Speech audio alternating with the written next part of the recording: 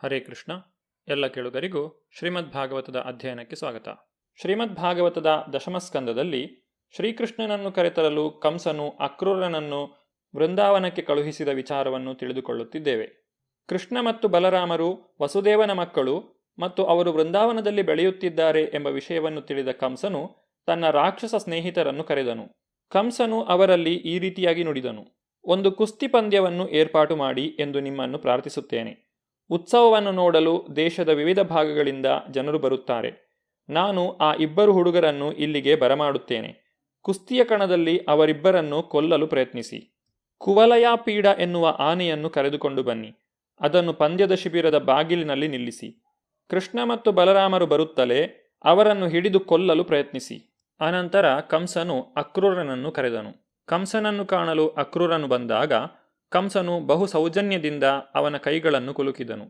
ನಂತರ ಈ ರೀತಿಯಾಗಿ ನುಡಿದನು: ಪ್ರಿಯ ಅಕ್ರೂರ, ಭೋಜ ಮತ್ತು ಯದುವಂಶಗಳಲ್ಲಿ ನಿನಗಿಂತ ನನಗೆ ಉತ್ತಮರಾದ ಸ್ನೇಹಿತರಿಲ್ಲ.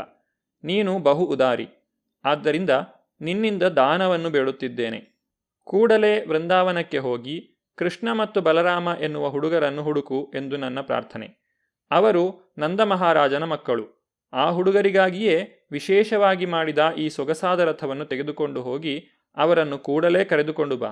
ಇದೇ ನನ್ನ ಪ್ರಾರ್ಥನೆ. ಆ ಇಬ್ಬರು ಹುಡುಗರನ್ನು ಕೊಲ್ಲಲು ನಾನು ಏರ್ಪಾಡು ಮಾಡಿದ್ದೇನೆ. ಅವರು ದ್ವಾರಕ್ಕೆ ಬರುತ್ತಲೇ ಕುವಲಯಾಪೀಡ ಎನ್ನುವ ಬಲವಾದ ಆನೆಯು ಅವರಿಗಾಗಿ ಕಾಯುತ್ತಿರುತ್ತದೆ. ಪ್ರಾಯಶಃ ಅವರನ್ನು ಕೊಲ್ಲುತ್ತದೆ. ಆದರೆ ಹೇಗಾದರೂ ಅವರು ತಪ್ಪಿಸಿಕೊಂಡರೆ ಅನಂತರ ಅವರು ಮಲ್ಲರೊಡನೆ ಕುಸ್ತಿ ಮಾಡುತ್ತಾರೆ. ಮಲ್ಲರು ಅವರನ್ನು ಕೊಲ್ಲುತ್ತಾರೆ. ಇದು ನನ್ನ ಯೋಜನೆ. ಈ ಹುಡುಗರಿಬ್ಬರನ್ನು ಕೊಂದ ನಂತರ ವೃಷ್ಣಿ ಮತ್ತು ಭೋಜವಂಶಗಳನ್ನು ಬೆಂಬಲಿಸುವ ವಸುದೇವನನ್ನೂ ನಂದನನ್ನೂ ಕೊಲ್ಲುತ್ತೇನೆ. ನನ್ನ ತಂದೆ ಉಗ್ರಸೇನನನ್ನೂ ಅವನ ಸೋದರ ದೇವಕನನ್ನೂ ಕೊಲ್ಲುತ್ತೇನೆ. ಏಕೆಂದರೆ ಅವರು ವಾಸ್ತವವಾಗಿ ನನ್ನ ಶತ್ರುಗಳು. ನನ್ನ ರಾಜಕಾರಣಕ್ಕೆ ಮತ್ತು ರಾಜಕೀಯಕ್ಕೆ ಅವರು ಅಡ್ಡಿಯಾಗಿದ್ದಾರೆ. ಹೀಗೆ ನಾನು ನನ್ನ ಶತ್ರುಗಳನ್ನೆಲ್ಲ ನಾಶ ಮಾಡುತ್ತೇನೆ. ಜರಾಸಂಧನು ನನ್ನ ಮಾವ. ದ್ವಿವಿಧ ಎನ್ನುವ ವಾನರನು ನನ್ನ ಸ್ನೇಹಿತನಾಗಿದ್ದಾನೆ. ಅವರ ಸಹಾಯದಿಂದ ದೇವತೆಗಳನ್ನು ಬೆಂಬಲಿಸುವ ಈ ಜಗತ್ತಿನ ಎಲ್ಲ ಅಸುರರನ್ನು ಕೊಲ್ಲುವುದು ಸುಲಭವಾಗುತ್ತದೆ. ಇದು ನನ್ನ ಯೋಜನೆ. ಹೀಗೆ ನನಗೆ ವಿರೋಧವೇ ಇರುವುದಿಲ್ಲ. ಅಡ್ಡಿಯಿಲ್ಲದೆ ಪ್ರಪಂಚವನ್ನು ಆಳುವುದು ಬಹು ಆನಂದದಾಯಕ.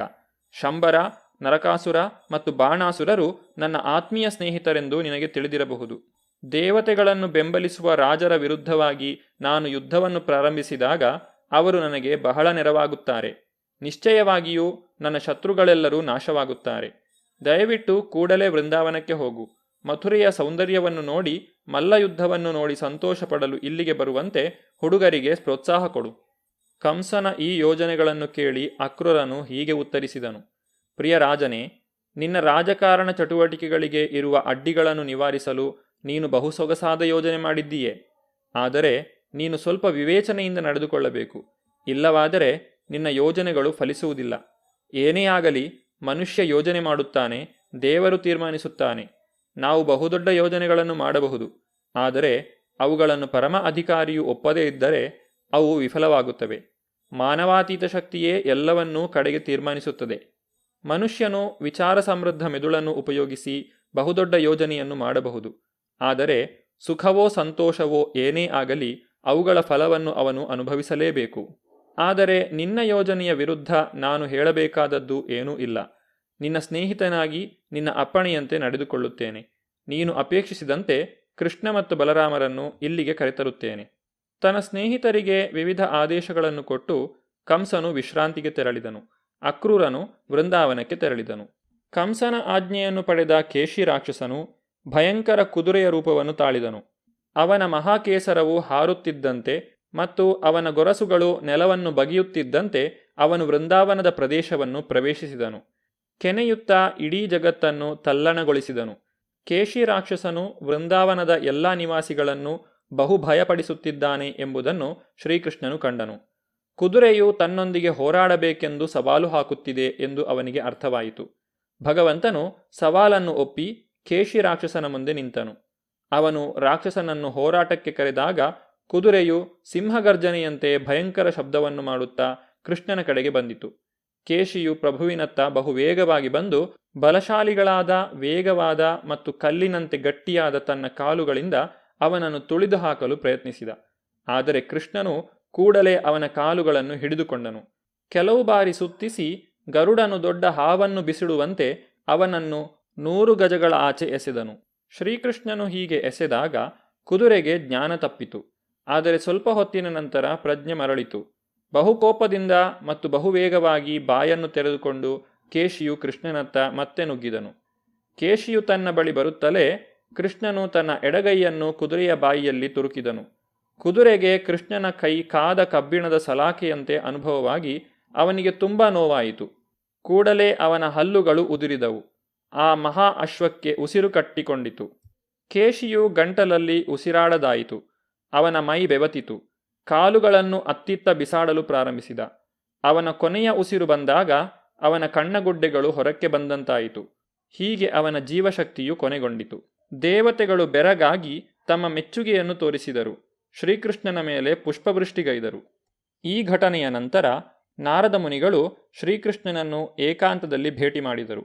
ನಾರದ ಮುನಿಗಳು ಈ ರೀತಿಯಾಗಿ ನುಡಿದರು: ಪ್ರಿಯ ಪ್ರಭು ಕೃಷ್ಣ, ನೀನು ಅನಂತನಾದ ಪರಮಾತ್ಮ, ಎಲ್ಲ ನಿಗೂಢ ಶಕ್ತಿಗಳ ನಿಯಂತ್ರಕ, ಇಡೀ ವಿಶ್ವದ ಪ್ರಭು, ಸರ್ವಾಂತರ್ಯಾಮಿಯಾದ ದೇವೋತ್ತಮ ಪರಮಪುರುಷ.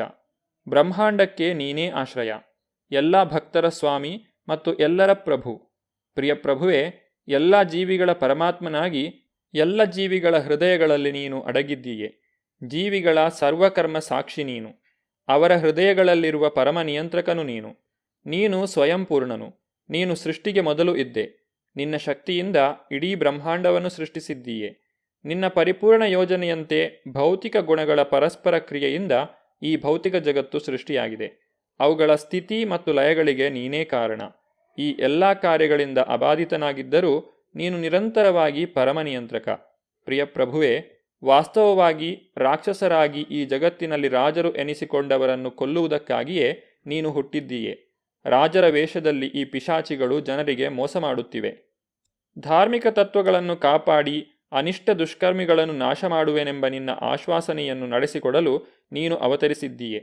ಪ್ರಿಯ ಪ್ರಭುವೇ, ಹೀಗಿರುವುದರಿಂದ ಚಾಣೂರ, ಮುಷ್ಟಿಕ ಮತ್ತು ಇತರ ಮಲ್ಲರನ್ನು, ಆನೆಗಳನ್ನು ಮತ್ತು ಕಂಸನನ್ನೂ ಸಹ ನೀನು ಸಂಹರಿಸುವುದನ್ನು ನಾನು ಕಾಣುತ್ತೇನೆ ಎಂದು ನನಗೆ ನಿಶ್ಚಯವಾಗಿದೆ.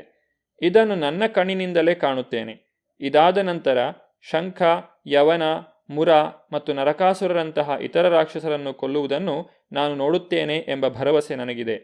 ನೀನು ಸ್ವರ್ಗಲೋಕದಿಂದ ಹೇಗೆ ಪಾರಿಜಾತ ಪುಷ್ಪವನ್ನು ತೆಗೆದುಕೊಳ್ಳುತ್ತೀಯೇ ಮತ್ತು ಸ್ವರ್ಗಾಧಿಪತಿಯನ್ನೇ ಹೇಗೆ ಸೋಲಿಸುತ್ತೀಯೇ ಎನ್ನುವುದನ್ನು ನಾನು ನೋಡುತ್ತೇನೆ. ಪ್ರಿಯ ಪ್ರಭುವೇ, ಅನಂತರ ನೀನು ಕ್ಷತ್ರಿಯನ ಶೌರ್ಯವನ್ನು ಮೆರೆದು ಹೇಗೆ ವೀರ ಅರಸನ ಪುತ್ರಿಯನ್ನು ಮದುವೆಯಾಗುತ್ತಿ ಎನ್ನುವುದನ್ನು ನಾನು ಕಾಣುತ್ತೇನೆ. ಅನಂತರ ನೀನು ಅರಸ ನೃಗನನ್ನು ನರಕಸದೃಶ ಸ್ಥಿತಿಯಿಂದ ಉದ್ಧರಿಸುತ್ತೀಯೆ. ನೀನು ನಿನ್ನ ಪತ್ನಿಯನ್ನು ಶಮಂತಕಮಣಿಯನ್ನು ಪಡೆಯುತ್ತೀಯೆ. ಬೇರೊಂದು ಲೋಕಕ್ಕೆ ಹೋಗಿದ್ದ ಬ್ರಾಹ್ಮಣನ ಮಗನನ್ನು ಸಾವಿನಿಂದ ಉಳಿಸುತ್ತೀಯೆ. ಪೌಂಡ್ರಕ ರಾಕ್ಷಸನನ್ನು ಕೊಂದು ಕಾಶಿರಾಜ್ಯವನ್ನು ಬೂದಿ ಮಾಡುತ್ತೀಯೆ. ಛೇದಿರಾಜ್ಯನನ್ನು, ದಂತವಕ್ರನನ್ನು ಕಠಿಣ ಹೋರಾಟದಲ್ಲಿ ಸಂಹಾರ ಮಾಡುತ್ತೀಯೆ. ನಿನ್ನ ಈ ಮಹಾಕಾರ್ಯಗಳನ್ನು ಎಲ್ಲ ಕಾಲದಲ್ಲಿಯೂ ಮಹಾಕವಿಗಳು ಹೊಗಳುತ್ತಾರೆ. ಕುರುಕ್ಷೇತ್ರ ಯುದ್ಧದಲ್ಲಿ ನಿನ್ನ ಪ್ರೀತಿಯ ಸ್ನೇಹಿತ ಅರ್ಜುನನ ಸಾರಥಿಯಾಗಿ ಭಾಗವಹಿಸುತ್ತೀಯೆ. ಅಜೇಯ ಕಾಲದ ಅವತಾರನಾಗಿ ಅನಂತ ಕಾಲನಾಗಿ ಅಲ್ಲಿ ನೆರೆದ ಅಧಿರಥ ಮಹಾರಥರನ್ನೆಲ್ಲ ಸೋಲಿಸುತ್ತೀಯೆ. ಆ ರಣಭೂಮಿಯಲ್ಲಿ ಬೃಹತ್ ಸೈನ್ಯಗಳು ನಾಶವಾಗುವುದನ್ನು ನಾನು ಕಾಣುತ್ತೇನೆ. ಪ್ರಿಯ ಪ್ರಭು, ನನ್ನ ಗೌರವಪೂರ್ವಕ ಪ್ರಣಾಮಗಳನ್ನು ನಿನ್ನ ಚರಣಕಮಲಗಳಿಗೆ ಅರ್ಪಿಸುತ್ತೇನೆ. ನೀನು ಪರಿಪೂರ್ಣ ಜ್ಞಾನಾನಂದಗಳಲ್ಲಿ ಅಲೌಕಿಕ ಸ್ಥಿತಿಯಲ್ಲಿ ಇದ್ದೀಯೆ. ನೀನು ಸ್ವಯಂಪೂರ್ಣನು ಮತ್ತು ಎಲ್ಲ ಆಸೆಗಳನ್ನು ಮೀರಿದವನು. ನಿನ್ನ ಅಂತರಂಗ ಶಕ್ತಿಯನ್ನು ಪ್ರದರ್ಶಿಸಿ ಮಾಯೆಯ ಪ್ರಭಾವವನ್ನು ಸೃಷ್ಟಿಸಿದ್ದೀಯೆ. ನಿನ್ನ ಮೇರೆಯಿಲ್ಲದ ಶಕ್ತಿಯನ್ನು ಯಾರೂ ಅಳೆಯಲಾರರು. ಪ್ರಿಯ ಪ್ರಭು, ನೀನೇ ಪರಮ ನಿಯಂತ್ರಕ. ನೀನು ನಿನ್ನ ಅಂತರಂಗ ಶಕ್ತಿಗೆ ಮಾತ್ರ ಒಳಪಟ್ಟಿದ್ದೀಯೆ. ನೀನು ಸೃಷ್ಟಿಸಿರುವ ಯಾವುದೇ ವಸ್ತುವನ್ನು ನೀನು ಅವಲಂಬಿಸಿದ್ದೀಯೆ ಎಂದು ಯೋಚನೆ ಮಾಡುವುದೇ ವ್ಯರ್ಥ. ನೀನು ಯದುವಂಶದಲ್ಲಿ ಅಥವಾ ವೃಷ್ಣಿವಂಶದಲ್ಲಿ ಜನಿಸಿದ್ದೀಯೆ. ನಿನ್ನ ಶಾಶ್ವತ ಜ್ಞಾನಾನಂದದ ಮೂಲ ರೂಪದಲ್ಲಿ ಭೂಮಿಯಲ್ಲಿ ಅವತರಿಸಿರುವುದು ನಿನ್ನ ಲೀಲೆಯೇ ಆಗಿದೆ. ನೀನು ನಿನ್ನ ವಿನಃ ಬೇರಾವುದನ್ನು ಅವಲಂಬಿಸಿಲ್ಲ. ಆದ್ದರಿಂದ ನಿನ್ನ ಚರಣಕಮಲಗಳಲ್ಲಿ ನನ್ನ ಗೌರವಪೂರ್ವಕ ಪ್ರಣಾಮಗಳನ್ನು ಅರ್ಪಿಸುತ್ತೇನೆ. ಜನಸಾಮಾನ್ಯರಿಗೆ ಕೃಷ್ಣನು ಸಂಪೂರ್ಣವಾಗಿ ಸ್ವತಂತ್ರನು ಎನ್ನುವುದನ್ನು ಮನದಟ್ಟು ಮಾಡಿಕೊಡಲು ನಾರದ ಮುನಿಗಳು ಬಯಸಿದರು. ಯದುವಂಶದಲ್ಲಿ ಜನನ ಅಥವಾ ಅರ್ಜುನನೊಡನೆ ಮೈತ್ರಿ ಇಂತಹ ಚಟುವಟಿಕೆಗಳಿಂದ ಕೃಷ್ಣನು ಕರ್ಮಫಲವನ್ನು ಅನುಭವಿಸಬೇಕಾಗುವುದಿಲ್ಲ. ಇವೆಲ್ಲ ಲೀಲೆಗಳಷ್ಟೇ. ಅವನ ಮಟ್ಟಿಗೆ ಬರಿಯ ಆಟಗಳು. ಆದರೆ ನಮ್ಮ ಮಟ್ಟಿಗೆ ಅವು ವಾಸ್ತವವಾದ ಮೂರ್ತವಾದ ಅಂಶಗಳು. ಶ್ರೀಕೃಷ್ಣನಿಗೆ ತನ್ನ ಭಕ್ತಿಪೂರ್ವಕ ಪ್ರಣಾಮಗಳನ್ನು ಅರ್ಪಿಸಿ ನಾರದ ಮುನಿಗಳು ಅವನ ಅನುಮತಿ ಪಡೆದು ನಿರ್ಗಮಿಸಿದರು. ನಾರದರ ನಿರ್ಗಮನದ ನಂತರ ಮುಂದೇನಾಯಿತು ಎಂಬುದನ್ನು ನಾವು ಮುಂದಿನ ಸಂಚಿಕೆಯಲ್ಲಿ ನೋಡೋಣ. ಧನ್ಯವಾದಗಳು. ಹರೇ ಕೃಷ್ಣ.